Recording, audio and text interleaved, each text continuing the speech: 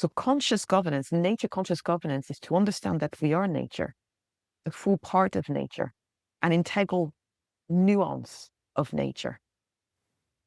Being aware of that, when we step into consciousness, that means we step into an understanding of the choices that reveal themselves to us. We choose what value we assign to what we interpret. We are conscious of the meaning that we make of the situations that we find ourselves in.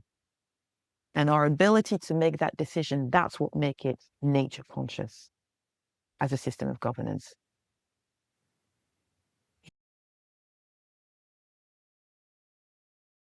Alexandra Pimor, welcome to the Accidental Gods podcast. How are you and where are you on this, certainly here, slightly muggy January afternoon? I am very well, actually. It's a beautiful day. I'm very cozy at home. I am in Paris, so the Parisian region. Yeah. I have France envy. And it's worth saying we just spent a good half hour talking about our respective puppies, and we might see yours in the background, so we'll wave at your puppy when she turns up. Mine is fast asleep and probably won't turn up unless, well, we never know. Anyway, we're also, I think it's worth saying, because we're going to be talking about the law, and we are recording this a few days after Rene Good was shot in the US, and law and the application of law and what it means, I think, is becoming an increasingly important thing. David Allen Green, who is an amazing UK constitutional lawyer, says constitutional law should be very, very boring. Dull in the extreme. And he's writing a lot at the moment going, okay, this is not dull. It's confusing. And we are discovering that the law can be what somebody says it is in any given moment if that person holds a gun. But then it doesn't necessarily get to be that in the long run. So we are discussing the rights of nature, of the natural world, of the web of life of which we are an integral part. And you are the director of the Nature Governance Agency, the NGA, within the Earth Law Centre, which has been going, as far as I can tell, since 2009, which is good and amazing. So tell us how you came to be that and what it means for you. My adventure with the Earth Law Centre started about 3 years ago. And I was parachuted in that experience, shall we say. So about 4 years ago, the Earth Law Centre partnered with Lawyers for Nature and Faith in Nature to give nature a voice on the board of Faith in Nature. And the question was, can we make nature the CEO? I think just for a second, we need to say that Faith in Nature is a business. So for people who aren't familiar with it, just tell us a little bit about Faith in Nature before we go anywhere else. Okay. So Faith in Nature is an eco-beauty company based in Manchester. And they, well, Simeon, and in particular, the creative director, they were really keen to give nature rights within their organization. The business is called Faith in Nature, right? So we have faith in nature, and every product, everything that they are creating is in partnership with nature. It's pretty amazing, actually. Right? So the point is, in their minds, like, well, if we are, if everything that we are creating is co-creation with nature, then should nature have a voice on the board? So their first question to the Earth Law Centre and to Lawyers for Nature is, can we make nature a CEO? And what I was told, because I wasn't there in the very, very beginning, what I was told was that the idea of making nature a CEO was a little bit not tricky, but more, why should nature be the CEO if a CEO is involved in the day-to-day, bogged down with executive decisions? What's the intention behind bringing nature on the board? And Simeon and Anne both wanted the board to be better informed. The idea is like, how can we make better informed decisions with nature, for nature? So let's bring nature, to have a say in our decision making. And with that in mind, then it was decided that nature as a non-executive director might be a better position because it's at the strategic level. So when the legal, structural, constitutional, when the boring stuff happened, it's not so boring. It's actually the most amazing This thing, sounds really. exciting, but anyway, okay. When all Exactly. the ink had dried on the paper, yes. Yeah, that's when I was parachuted in. Okay.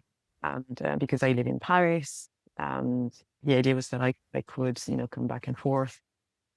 Then I was invited to step in, and I was sent all the documentation, and I read everything. And intellectually, I understood. I understood the English. I understood what it meant. But I was like, huh, until the first board.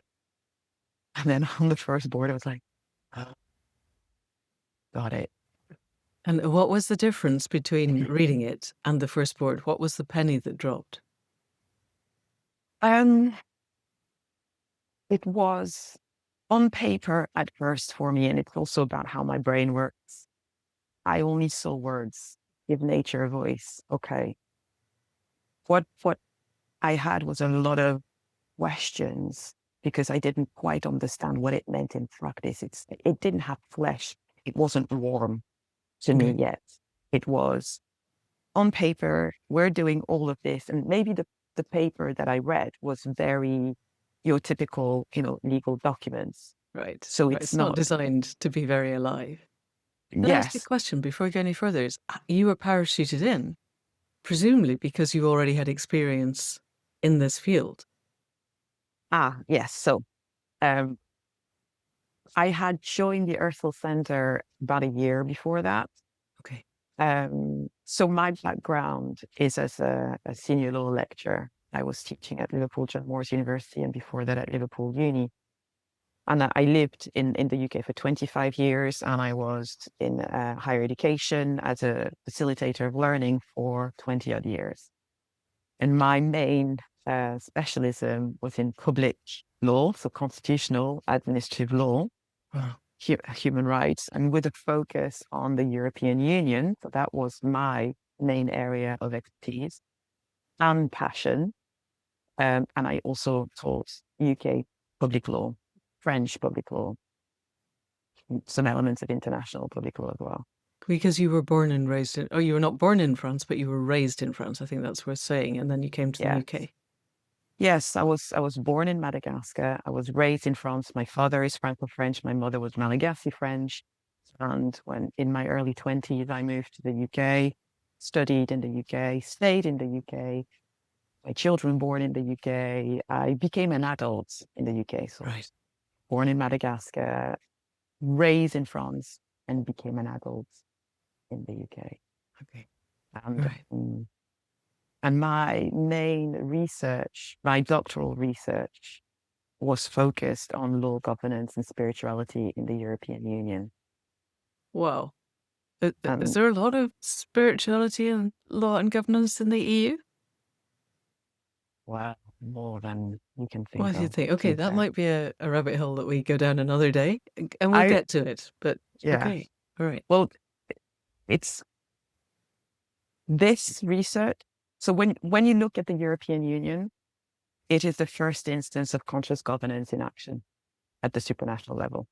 And that's, so through my research, I developed a theory of conscious governance for European integration. And the European Union, I mean, it's not very well known, but when the European Union was created, it was not just supposed to be an economic community or entity. There were 4 pillars: security, economy, political, and spiritual and cultural. And I have come across in the archives the notes from a roundtable that was 1951, I think, or 53. I have to go back and go check. But it's the roundtable on the spiritual and cultural unity of the European Union with notes from Robert Schuman as well. And it lays out the whole plan of the spiritual foundations of European integration. And so when we talk about spirit, we are not talking about dogma and we're not talking about religion. We are talking about the mind. In French, l'esprit means mind, consciousness. And that's how I was able to really dive deeper into the psychology of consciousness and the psychology of spirituality when I was looking at law and governance and spiritual integration within the European Union. So this theory of conscious governance is what led me to be invited as a voice of nature, with faith in nature as well. My background in public law, my background in this relationship between law, governance, and spirituality is what led me there. So when I joined Faith in Nature, it wasn't about the corporate rights elements per se. It was about what happens once nature is on the board. It was about, because we had proven in that moment that we can onboard nature. We can legally, formally give corporate rights to nature. Great. And then what? And then what does it mean? Okay, and that Exactly. was the difference for you between the paperwork and the lived reality when you stepped into the room, and you were then expected, presumably, to be the voice of nature, which is an interesting concept. So let's go from there. So you walk into the room and you discover what? Was online. In the end, it was online. Okay, all right, but even so. Yeah. Well, what surprised me was when it's listening to people, listening to Bronte, listening to Simeon, listening to everybody on the board and their own perception of what it meant. It made it real. It made it alive. We're in the room with people, and there was the conversation that we had was really potent because there was a genuine inquiry in how nature's voice was to be articulated, represented, heard, listened to, and how nature would vote, how nature would participate in those conversations, how nature would participate in the decision-making process, in the protocols, and so on.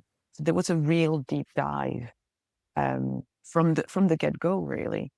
And for me, I cannot speak for everybody else on the board, but for me, in that moment, I realized that I wasn't here to speak for nature. Can't speak for nature. Because the first question that was really glaring me in the face is like, okay, what nature? What nature and what do we mean by nature and what does anybody mean, by nature here? And secondly, why would I speak for nature when this is my own personal belief, I am nature, so I can only speak as nature. And so I also have to understand what is my nature as a human being, what is my nature as a voice of nature, what is my nature and the nature of my mandate, the nature of my role. So then it's like a bouquet of questions started coming out. And that led me to, with Bronte, we decided that we would go into wintering first, meaning we would observe. You need to tell us who Bronte is. We're going to be talking to her later on the podcast. Not today, but another day, but just fill in for people listening. So Bronte Ansell is co-founder of Lawyers for Nature, co-director of Lawyers for Nature. And Lawyers for Nature is the organization that works in collaboration with the Earthel Center to create this Nature on the Board initiative. And so Bronte was the voice of nature on behalf of Lawyers for Nature, and I was the voice of nature on behalf of the Earthel Center. So together we became a binomial as one singular voice for nature on the board of Faith in Nature. And so we had to learn as well to work with each other in that space. We're coming from different perspectives, different backgrounds, different legal specialties as well, or expertise and interests. So diversity already, in that space. You just have two people, and already it's stopped being complicated and become complex. Yes. Oh, okay. Yeah. And it was really fun. And I'm not saying like it was easy. It wasn't. it was fun. It was fun because it's the kind of thing when you're like, you just, the way I was looking at this for me was quite, it's like when I was a young child playing with my friends and you're sort of imagining, you're using your imagination to create something. And you're making it real by talking to each other and by creating, okay, well, we should do this and we should say that, da, da, da, da, da, da. There's a lot of learning that goes on into that play. And we also took it very seriously as children. That's how I felt when we stepped into that place, because to me, it felt like we were changing the rules, creating a brand new game. And because nothing had been written about it before. And because of who I am, I I need to feel like everything is opening up like a horizon possibilities. And that's what this was about. I strongly believe that every single one of us has a role to play in not just changing the world. We keep on talking about change. I mean, about caring for the world that we live in to embody the change that we want to experience and the transformation that we want to manifest. I want to live in a beautiful world. I want to live in a world where common good is common sense. I want to live in a world where the baseline is kindness and caring and compassion, where we are seeking balance with each other.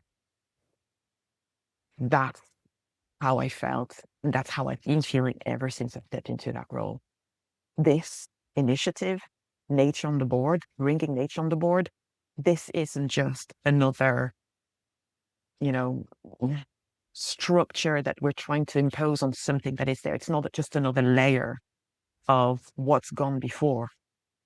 It's genuinely the opportunity to play, and through that play, through that sense of happiness and innocence and literally bright starry eyes, with believing that the world can be this amazing, beautiful place, we can do something about it rather than being led constantly by a sense of doom.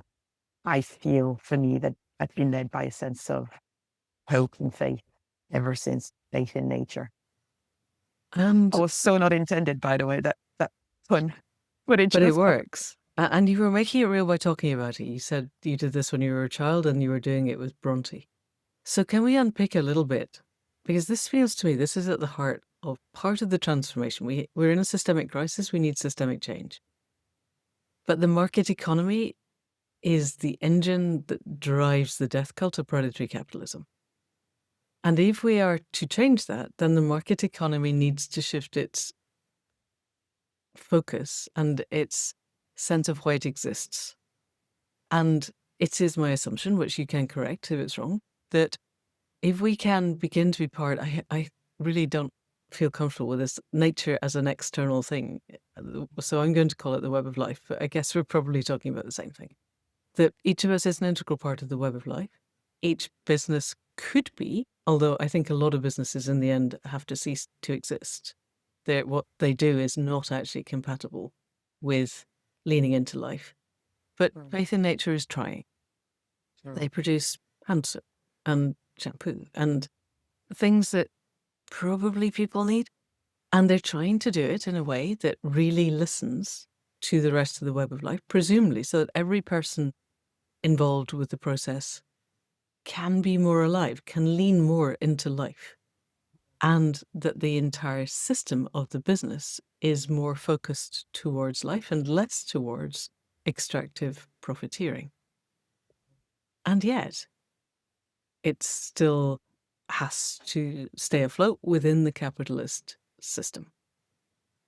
How does that work, Ali? That's I want to know how it works, if it works, how it works just now, and how it could work better. So I can only speak for myself. I'm not even speaking for the Ursula Center, because we have different people who will step in that role and will have different approaches. So I can really only speak to my own experience and my own vision. So in all honesty, I thought about this. I hurt my head about this. I thought, nah, I ain't gonna think about it in that way. I begin at the very beginning for me. So which is like, what is the root? So one of the things that matters to me is life, the meaning of life. We're here because I look at nature conscious governance or nature conscious leadership as well as the art of living well, the art of living in balance. It's an art. It's the art of living, the art of making decisions, and the art of living in community, the art of, having a business and making sure that the business thrives. If I think about all of this, and I do, when I think about all of this as an element of life in that sense, an element of nature. Nature is life and life is nature. Everything that we're doing is nature. Capitalism is an expression of nature.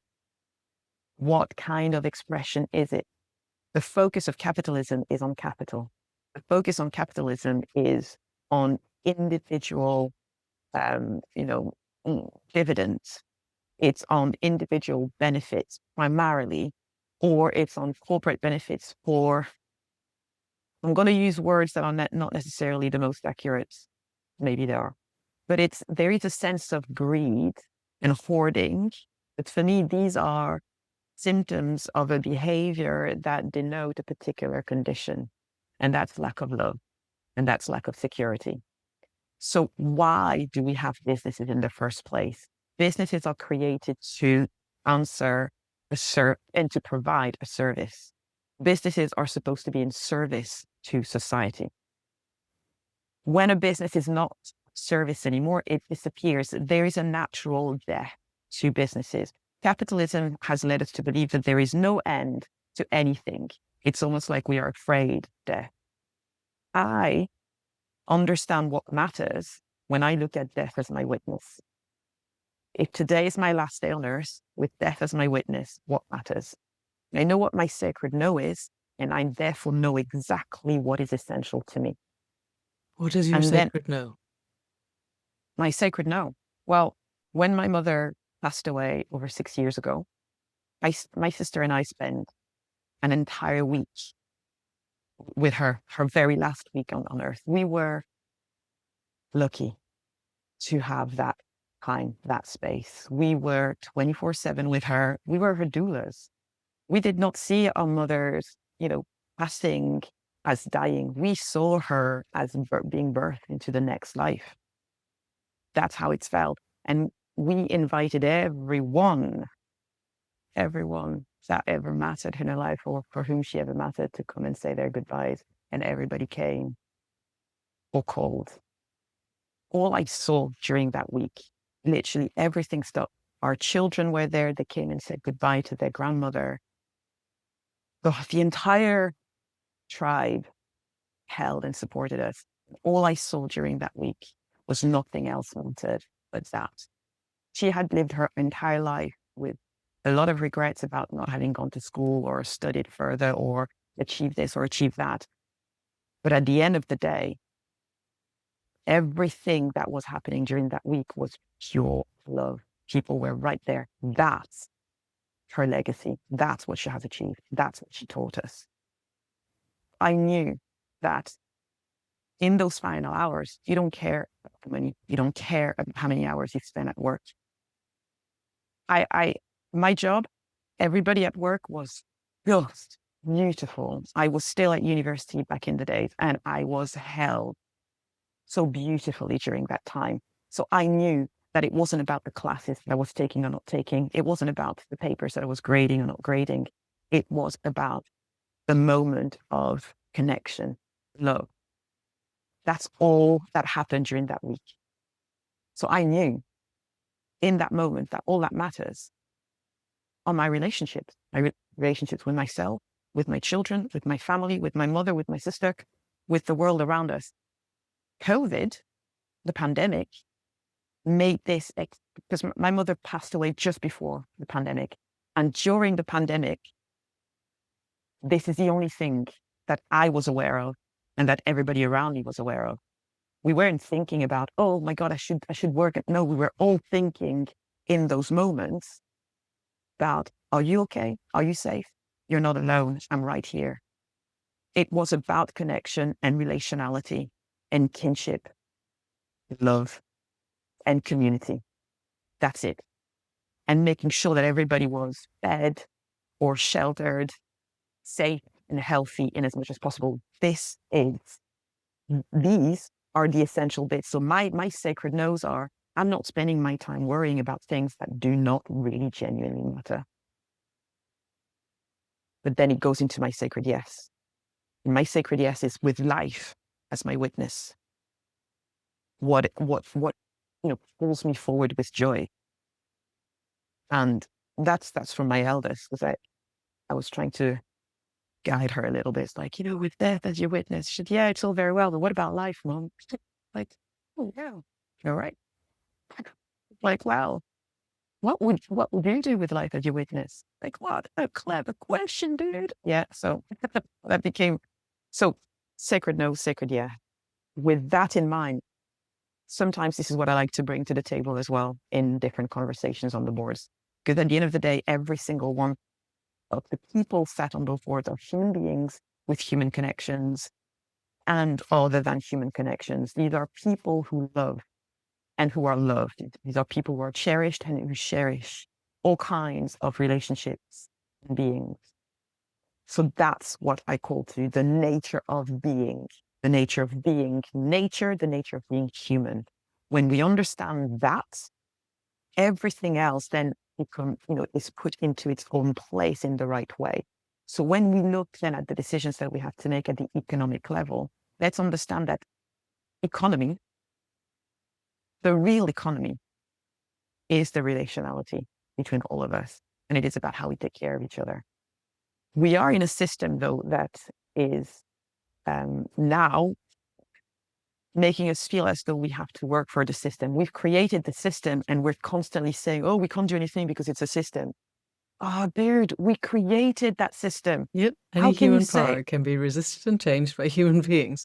Yes. right? But how does that go down in a boardroom where people feel that their jobs depend on making a certain amount of profit? Well, that's the thing. It's not a straightforward one. It's not right. Nature on the board is not just turning up on the board and expecting that change will happen. That's at least not what I do, what I expect. I am aware that we are going at different levels, different layers. So I go on those boards as a voice of nature. And there are four in what I actually put into practice, four roles for being a voice of nature. You have the guardianship model. So it's the voice of guardianship. It's the voice of rights of nature when you protect the rights of nature with the shield and the sword. Further. Yeah. So that's when you tend to go, no, you can do this or you can't do that. And in those moments, to my mind, there is often maybe a little bit of a distance that might actually occur with the rest of the board, because then you have one voice of nature speaking on that board. I don't feel comfortable with that. So I like to be an agent of nature. So that's the agential model. That's the voice of regeneration. And when I step in as an agent of nature, I come in as a facilitator of a space within which the whole board can remember that they are also nature. And my job is to facilitate nature consciousness in that space. So you may have the finance director, the marketing director, the sustainability director or the supply chain director. And it's like, okay, you are nature as supply chain director. But how does that feel? Well, as an element of nature, where can we go from there? And we use different tools and different frameworks that can help us, to put ourselves in that frame, so that the role models are not just human role models, but they're other than human role models. So you could look at, what would, I don't know, what would elephants do in that instance? What would bees do in that instance? And it's not to say that everything they do is absolutely correct. What it means is, no, these are different models, different examples. What can we learn from them? as well. This is so radical. And I know nothing about business. This is not my field. But I'm imagining a bunch of suits whose heads are basically spreadsheets, and they might go home and be nice to their kids at evenings and weekends, but they're probably spending the majority of their waking life working out how to make a profit. And you come along and go, okay, shall we role play being a bee or an elephant or an alligator or whatever? Um, and I am reflecting on a lot of spaces that I spend time in where we get a lot of very stressed business people who come out of their businesses and they come to, because they genuinely want to, let's say, connect with the web of life at a deeper level. And it's very, very hard for them to manage the interface between their experiences connected to the web of life and their experience at work. And they either burn out and leave, or they're sacked because they say things that are unacceptable, or they go back to being what they were before because the new version of them doesn't fit. And yet you're still here. Faith in Nature still exists. We have a refillable aluminium bottle from Faith in Nature that we very carefully take up to our local organic shop, and they refill it with the soap, and we bring it back, and they're no longer just selling us plastic bottles with stuff in. And so clearly this works. And it seems to me that you have a model here that could be exported to every other business on the planet and could make a significant difference. I still maintain that Monsanto would have to put itself out of business, and those companies selling us brown carbonated sugar water would have to start selling us something else. But they could sell us water kefir. There are things they could do, and yet at the moment that's not happening. So I'm really curious to know, without breaking confidences and without necessarily talking about this one particular company, but in general, it feels really brave. You're walking in and going, okay, I know you guys are all based around profit, but I'm going to ask you to listen to me as if I and you were all speaking from the natural world. And I want you to integrate your sense of the natural world and the fact that some of what your business does is probably killing large portions of the natural world is going to suddenly become really painful. What happens then, Ali? I'm not a savior. So I don't step into those spaces thinking that I'm going to affect change. Okay, I step into those that's probably spaces. safer. Yeah. Oh yeah, yeah. I'm like, I know I want to affect change. Don't get me wrong. I want to affect change. But I don't pretend that I have a magic wand that can make other people want the same thing or do that. All I have is my ability to connect with people and to be invited in spaces by people who want to look beyond what they've known up until now. Okay. And so what I really want to say is this: bringing nature on the board isn't going to solve everything. It's not going to make you change things within a year and, oh my God, that's it. We're on track with our sustainability targets, and we're on track with this and that. And look at us, we're brilliant. It isn't that at Why all. not? Because it's a deeper, much, much deeper transformation. Okay. The people on the board are not the only ones within that organization. And that organization does not operate in a silo either. It operates within a sector. It operates within a whole industry. It operates within the whole economic sector. So when we are saying, oh, you got nature on the board, but you're not doing this, and look, you haven't actually, moved the needle enough. It's like systemic. Yeah, we need total like systemic change. Yes. Exactly. It's like looking at your body being very sick, right? If you've got a cough and then you've got a headache and all that, it's like, well, I gave you a medicine, to treat your headache, but you're not feeling well. Well, I still have a cough and I still have, achy joints. It's a whole systemic approach. So there are other things that need to happen, and you need to come into alignment. And if what we do is purely point fingers, we're not going to do very much positive things in that space. Clearly. No. What we have to do is figure out, okay, how do I help you change at that level? Because within all of these organizations, we talk about Monsanto, for instance, ExxonMobil or anything like that. These are massive organizations. But who runs these organizations? People. I don't go in to work with organizations per se. I go in to work with people. Okay. And it might sound like sometimes it's one person at a time, but sometimes it's just that one person at the right time with the right idea, with the right vibe. It's what I trust in. It's not Okay. about control. Okay. And it's not about saying things have to happen a certain way. It's about trusting. I have faith in the human ability to do the right thing for common good. And what I am doing as a voice of nature is stepping into spaces and providing people with as much support as I can. There's a lot of invisible work that is happening there. Right. It's like Right. raising children. I'm raising 2 children who are amazing. There is nothing that guarantees that my children will turn out all right. Some of the stuff that I've said and the structure that I've put in place did not guarantee that they would, I don't know, that they would be great at school or that they would be great at Yeah. sports or that they would be, I don't know. Turn All I into know, pianists. Yeah, you can't. Okay. Yes. right? Yes. Or even just be happy in themselves. My only ambition for them is to be happy. And the past couple of weeks, that's literally what they've said to me, that they are happy. Okay. They've Yes. said, I'm feeling a lot of happiness. Like, I can't tell you That'll do. this or that has happened.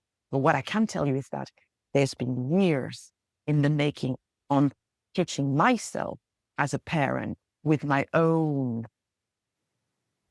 habits and traumas and experiences and da, da, da, da, da, da, da. There's been decades of working out on how to be the best person I can be to parent these children. So how can I be the best human being to offer support for the voice of nature to have agency in these spaces? That's my mission. And that's what I hope to bring with the different board members. Because then the change might not just happen on the board.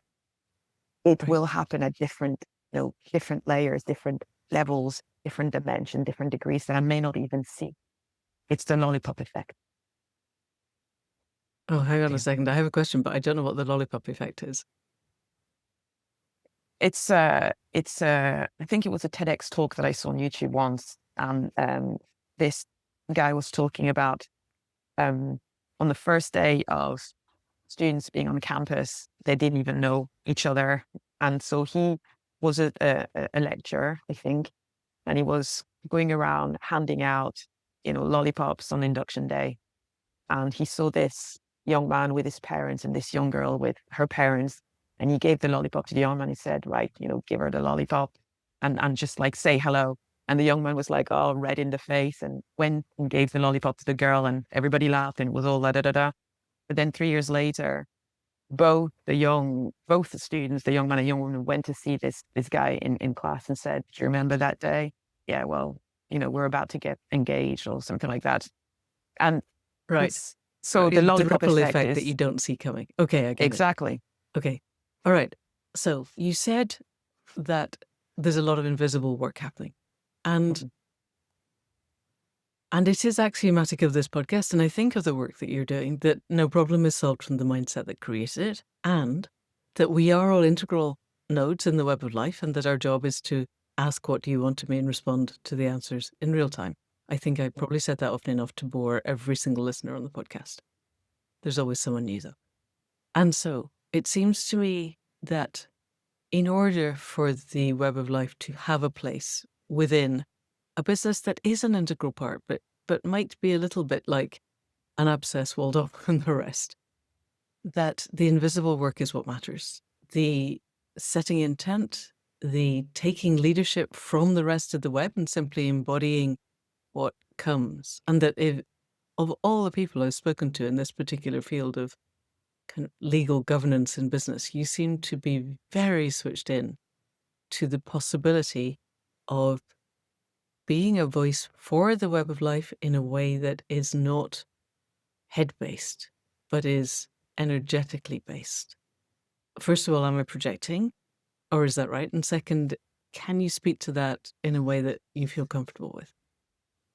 You're not projecting. It's Good. true. It's true. Um, I don't come at it from a headspace first.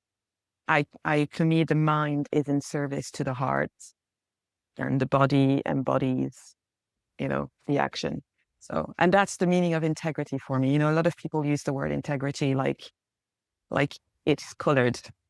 I think it's got a flavor and a specific color, and we should all say, I am someone with integrity, and all of us is like, oh yes, no. Integrity means the quality of being whole, the quality of being integrated. What is the quality of being whole for you? It is based on your values. So what are your values? When you lead with integrity, that means you lead by, acknowledging your values and embodying your values and turning them into action. And for me, integrity is the alignment of what I think, or what I believe, what I espouse in terms of principles, and what I do, my action, my deed. That's integrity. That's when I'm in alignment. I'm operating from that system of values. So my system of values is ecological, the logic of the earth. And it doesn't mean that, and I use ecological as two separate words, with a hyphen, ecological. And it doesn't mean that um, I was accused of being a hippie or of dancing around with fairies. Oh, really? Yes. By whom and when? Ooh, by different people at different times. Dancing around with fairies sounds like a really cool thing to be able to do, though. Look, I remember, like for about 4 years, I was a union representative. I was also working I was a deputy secretary of the union, and it was a hard 4 years. I remember when I finally handed my resignation over that particular role, I said, "Look, I need to put my rose-tinted glasses back on. I am not good with the gray." Right. I don't like the gray. What I mean Right. by that is that, what I mean is what animates me is what makes me happy. It's the joy. That's my magic. That's my superpower. It's the joy and the love that I feel, the fascination that I have for the world. And I believe that we have the ability to be anything that we set our minds to. And that's the power of imagination and creation. And when we have people telling us that we can't change the capitalist system, or we can't, on some boards, like some decisions that have to be made, it's like, well, we can't because, between protecting nature and making that economic decision, then, we have to survive. And I'm like, right. So you're literally specifically doing like a either or, but it's not either or, it's one. That's my job. My job is to show people that it's one. You don't have to, that choice is not the real choice, and it's not the only choice to make. If you go at it from a capitalist perspective, that's your choice. But if you want to go at it from an ecological perspective, then your choice is much rounder than that, because it's about balance, about life. What promotes life? What supports life? What sustains life? What fosters life in that space? So where I'm coming from is not, I'm not religious. I don't adhere to a particular dogma. I am fascinated by all the different faiths around the world, for sure. I am a spiritual being, as we all are, because we are spirits. We're not just bone and flesh. And quantum physics actually tells us that we're not just bone and flesh anyways. So we are spiritual beings, and we are one consciousness because we are of the earth. That's as simple as that. And for me, that's what ecological consciousness means. So anything else that comes with it in how you bring this to the table is a question of language. I will not speak a language that people will not understand or will not want to understand. I will use the words that feel right for me, and I will explain those words, and then we'll have a back and forth. We will have a conversation, a dialogue, and I will understand then, oh, that's what you mean. I mean the same thing. We just use different words and we're coming at it from different perspectives. Okay, that's cool. Because my aim is always to find what brings us together. One of my key inspiration is Professor Julia Housen, and she was the founder of Rights and Humanity International. I learned such a great deal with her. She taught me that particular framework that she would use when she brought human rights in policy conversations. Like, what is the highest common vision? Not the lowest common denominator, but what is the highest common vision? What do we all want? And at the end of the day, what everybody wants are the same thing. We want to feel love and to love. We want to be safe. We want security. We want to be healthy. When we talk about wealth, let's redefine wealth. It's not about money, because what money? You know, are we talking about paper money? Are we talking about digital money? Are we talking about coins? Well, these are just artifacts. Wealth is the ability to provide for our basic needs and to live in comfort with each other. To me, that's what wealth is. Wealth is watching my children grow and be happy and healthy. Wealth is being able to, be with my friends and go to museums, or just in the woods with my dog. Wealth is the ability to live at peace and free, in that sense of freedom. That's wealth. Everything else, that capitalist system that we've created, if the human species were extinct, that system would not even exist. Those all, right? So that's not real. That is an expression of the nature of being human. So we can change the nature of capitalism, so that the purpose of capitalism would not be to hoard money in the hands of the few, but to ensure that all of us are provided with the basics. That's the vision that I have. When I think you asked me, what am I seeing moving forward? For me, having nature on the board is a transient, artifact, in the sense that right now we have to have a nature representative on those boards. In the future, everybody will be integrated in their ecological being and their ecological thinking, their ecological doing. So we would not need to have a specific person who is nominated, because everybody is integral to nature, to exactly. the natural world. Exactly. What you might have is just somebody who holds the conscience. I like to think of the nature proxy as Jiminy Cricket in that sense. That's why. But the idea would be that we would operate in a way that is with ecological integrity. And that's it. And that means that the kind of future that I imagine is that everybody, and I'm going to say that first. Everybody is fed. Everybody has shelter. All the four elements are flowing freely and no one owns them. And we are all holding this, for the flourishing of ourselves, so that the only purpose in life is not to make money and to work in order to make money, but to live and to, create with the world in ways that are ecologically balanced. What's interesting is that when you say these things, people are very quick to say you're a hippie, or you're a dreamer, or you're an idealist, or like, what is that? Like, this isn't real. And I'm like, what else is real? Yes, because the real stuff is heading us towards extinction very fast. So your definition of real becomes quite strained quite quickly. Exactly. So can I ask, because this is so in alignment with what the podcast is about, and I wonder so many things, Ali, but to begin with, you said right at the top of the show that you don't speak for nature, you speak as nature. So you're giving voice to the web of life through you. You're effectively becoming a hollow bone to speak for the web of life with integrity, with leaning into life and taking life as your witness, as well as taking death as your witness, and walking that fine line between. And my assumption is that when you speak with integrity, when you give voice to the web of life, the bits of life within the people listening will respond in an alive way, regardless of the iniquities or otherwise of the head minds that are attached to them.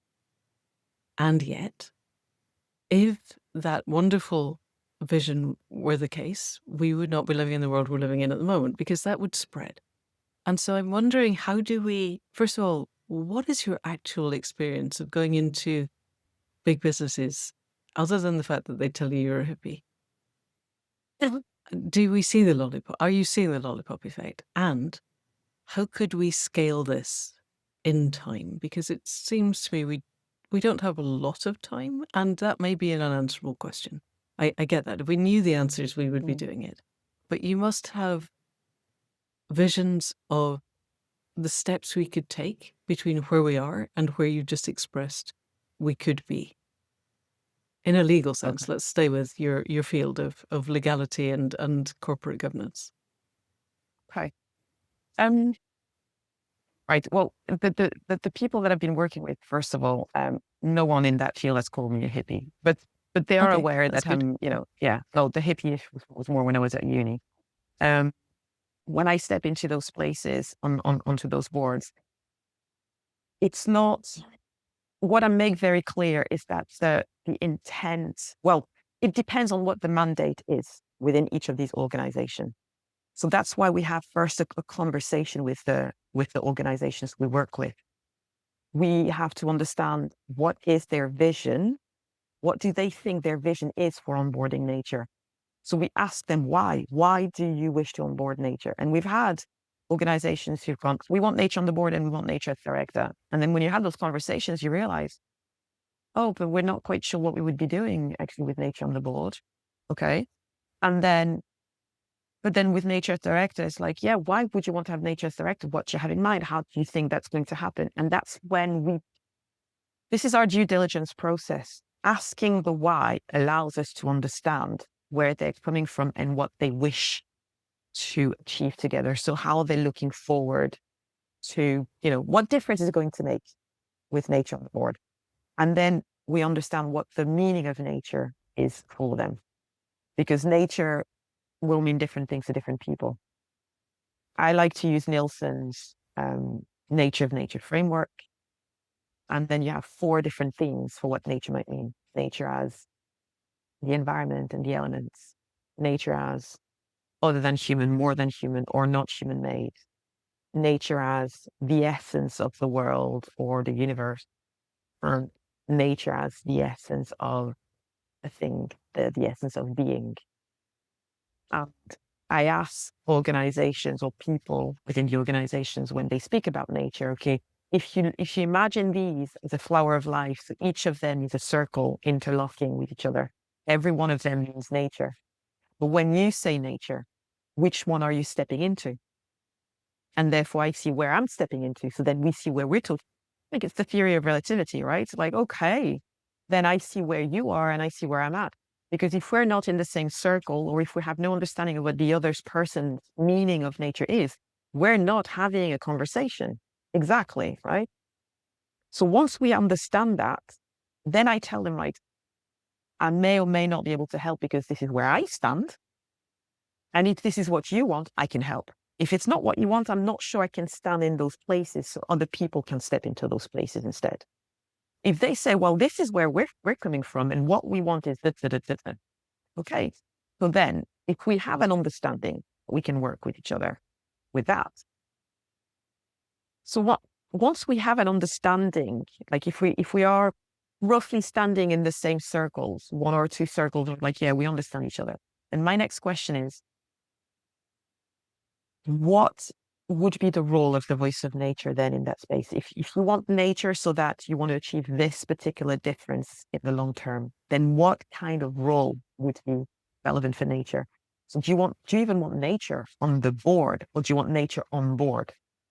So we have different points of entry: nature in governance, nature in leadership, nature in organizational practice, or nature in cultural evolution. These are our entry points. And then if you want a voice of nature, then there are the 4 different voices of nature. Nature as the voice of protection, guardianship, the voice of agency or regeneration, nature as an agent. But you also have the voice of transformation, which is nature as designer, right? Or the voice of accountability, right? Or the voice of accountability, which is nature as auditor.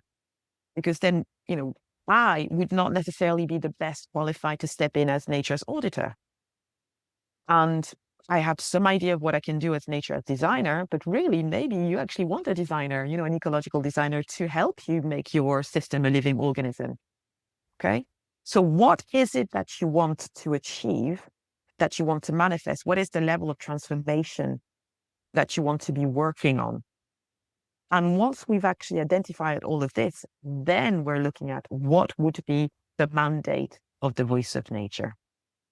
And therefore we are looking at, so if you've got nature as auditor, to my mind, this is when you will be seeking the kind of mandate or roles where maybe nature is pointing fingers. Same with nature's garden, nature maybe pointing fingers like you haven't done this and you haven't done that, or you can't do this, you can't do that. But if that's not what you're looking for first, because you want to also have a much in-depth cultural transformation. So the bit that I think one of the examples that really inspired me to think so much deeper has been working with organizations who are very, very far advanced already in their sustainability, on their sustainability journey. Because their question has been like, well, why should we then have nature on the board? It's like, hey, I'm not saying that you should.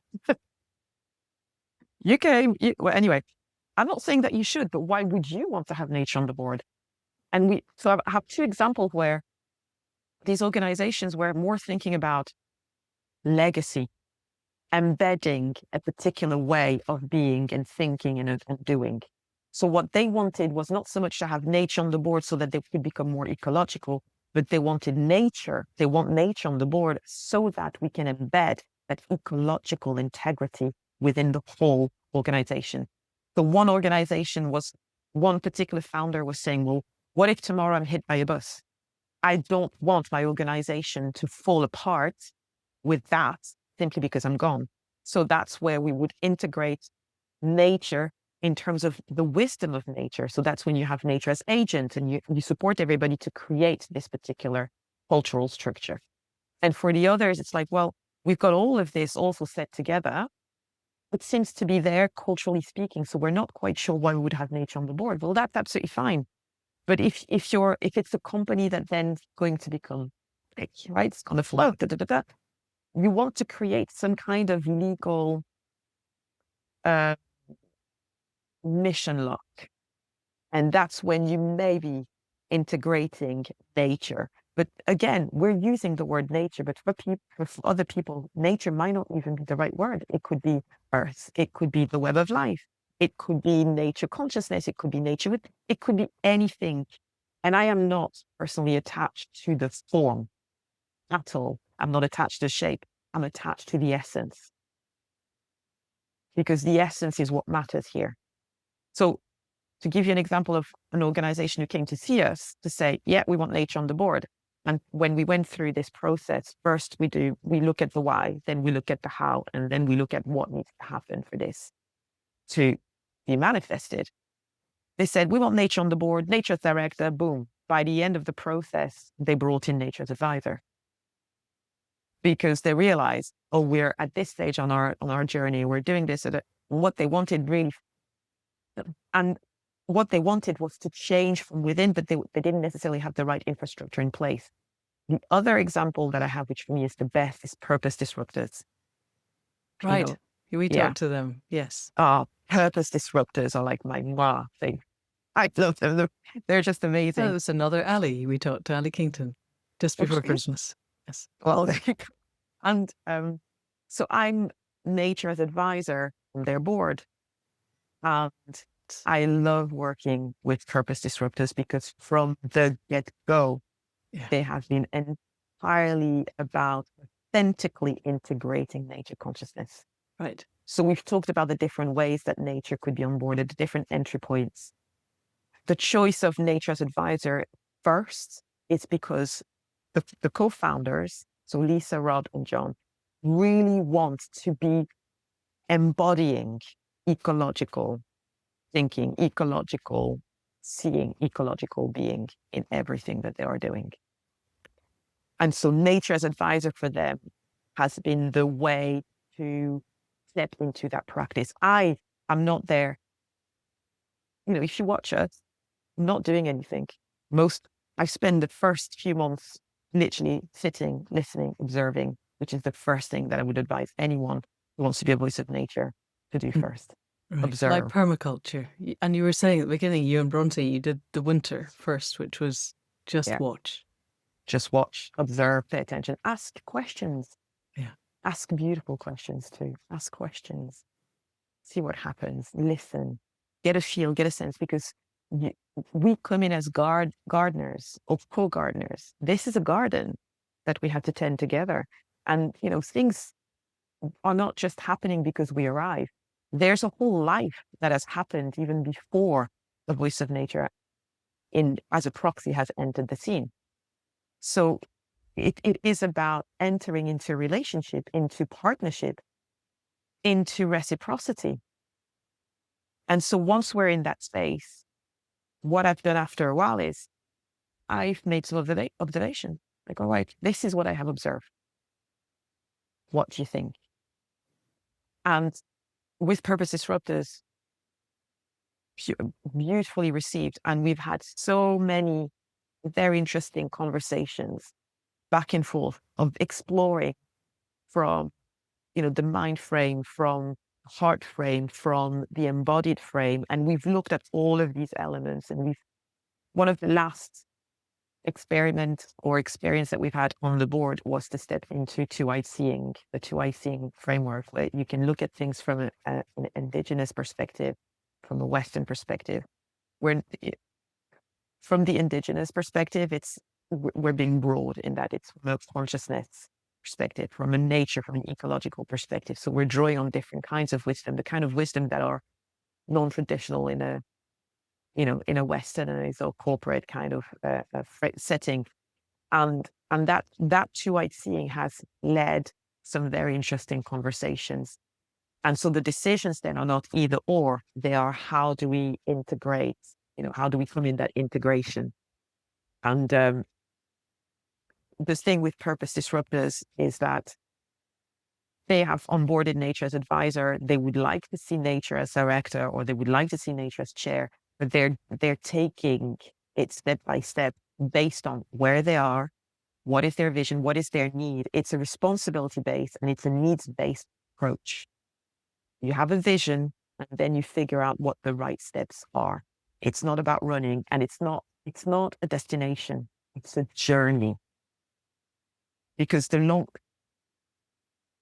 win here is that we can step into a genuine, authentic practice of ecological responsibility in our decision making. That's it. So the bigger corporations that onboard nature, it takes a little bit longer when you have to work with different people at different levels. That's why it's not, the result is not straight there. And I would say that what is required is imagination, because there's a huge crisis of imagination. It's very easy to say, oh, this can't happen, this can't happen. And I'm like, okay, so what's the plan then? Because we're coming in with a plan, but you have to play fair, right? So imagination, courage. Narrow boundary to wide boundary is a big transformation for a lot of people. Absolutely. Sorry. Imagination, courage, and leadership. Yeah. Because there's so many people and so many corporations that like to say we're leaders in the market and we're leading in that space. And I'm like, no, you're not. You're just doing what everybody else has done. You're managing the known. You're managing what you know, and you're managing in that space. Leading, to my mind, is leading in the unknown. It's when you're able to really move through, and we are definitely stepping into the unknown, not as something that we should be afraid of, but this is the mystery of life. And this is down to our choices. So conscious governance, nature conscious governance, is to understand that we are nature, a full part of nature, an integral nuance of nature. Being aware of that, when we step into consciousness, that means we step into an understanding of the choices that reveal themselves to us. We choose what value we assign to what we interpret. We are conscious of the meaning that we make of the situations that we find ourselves in. And our ability to make that decision, that's what makes it nature conscious as a system of governance. Yay. I have so many questions, and yet we are pretty much out of time. One last question, and we'll keep it short because apart from anything else, it's getting dark here and I have to go out and shut up the chickens or the fox leave them all. We are in 2026. This feels like the year where nobody is going to be able to pretend anymore that business as usual is continuing. So the unknown is a given. And it seems to me that will force people to be more imaginative because they can't just rely on next year being the same as last year, but with slightly different profit numbers. And people's courage will rise because that actually is often how people meet what's coming, is they bring the best of themselves to the table. And the year is very young, but I'm wondering, are you seeing that rippling through the understanding that uncertainty is now the only given and people rising up to do things differently? And that's basically, oh, we can see your dog very slightly in the background, but not for the people on audio. Are you seeing this at all, or any cracks in what feels to me like the ossified hide of capitalism that I think needs to crack open, and that it feels to me is beginning to crack open? But again, this is not the water I swim in, and it is the water you swim in. Personally, yes, I am seeing changes. What I find difficult to share is how those changes are actually occurring. I am seeing changes in people, through conversations in particular. So individual conversations with different people on, when you step on a board, you're bound to have conversations with people. You're weaving relationships. You're braiding different kinds of ideas together.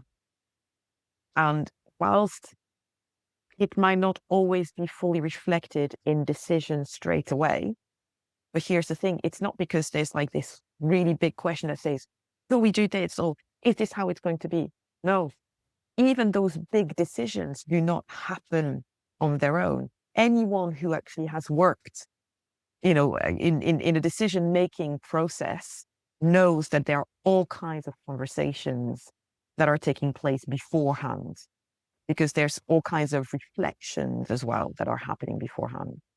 And what I have noticed are the changes in the conversations, the changes in the views, even, when the goalpost seems to have moved inside someone, where somebody, instead of being very clear, like, nature on the board, really, and then all of a sudden it's like, well, you step in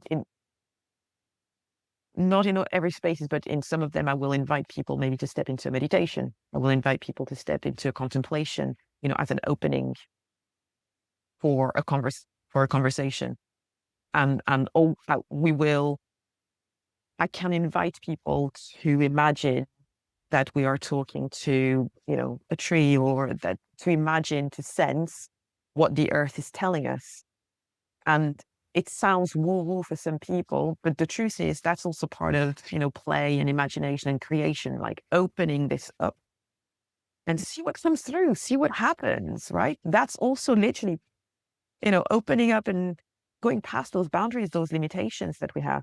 And what's interesting has been talking with people who are not necessarily into that. And then they're the first one, like 2 or 3 meetings later, are like, can we have a landing? Can, and if I say, right, like, right, I said, okay, I've done the landing a few times. Anybody want to lead this? And you've got people who haven't said anything, and then now they want to lead the meditation for you. Okay. That So, is such an inspiring endpoint. Actually, I think we could leave it at that. One final thing. If people want to, if they're listening and perhaps have a business that could want to have nature on board, or the web of life on the board, or whatever we want to say, what are the ways that would be best for them to explore the idea? well, first they can definitely go on our website, theearthflowcenter.org, and there will be information We will about. link that in the show notes. Yes. Yeah. And then there are so many different places and different fellowships and different groups that people can explore. I went through the bio leadership fellowship, for instance, which has been absolutely brilliant at meeting people who are willing to explore and step into inquiries in that space. That's definitely one of the big things Can you send me a link to that and I'll put it in the show notes? Yes, I definitely can do that. And so we're partnering with Exeter University to develop a legal executive program, which is about onboarding nature. And this one is, so the first iteration will be open to, legal professionals, consultants first, but the idea is to open it up. So there will be information provided there. And there are a couple of other projects as well with 3BL, for instance, one of our partners, and we're developing a toolkit for board members and independent directors.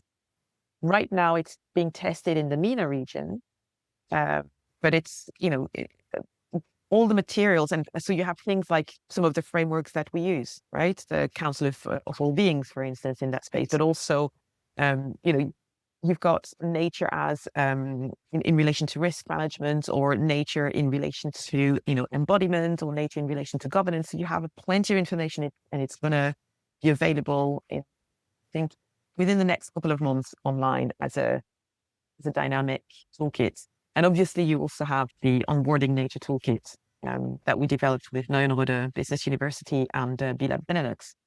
And it's there's a whole website dedicated to it. You're going to have to send me lots of links, because we're not going to be able to pick that up out of the transcript.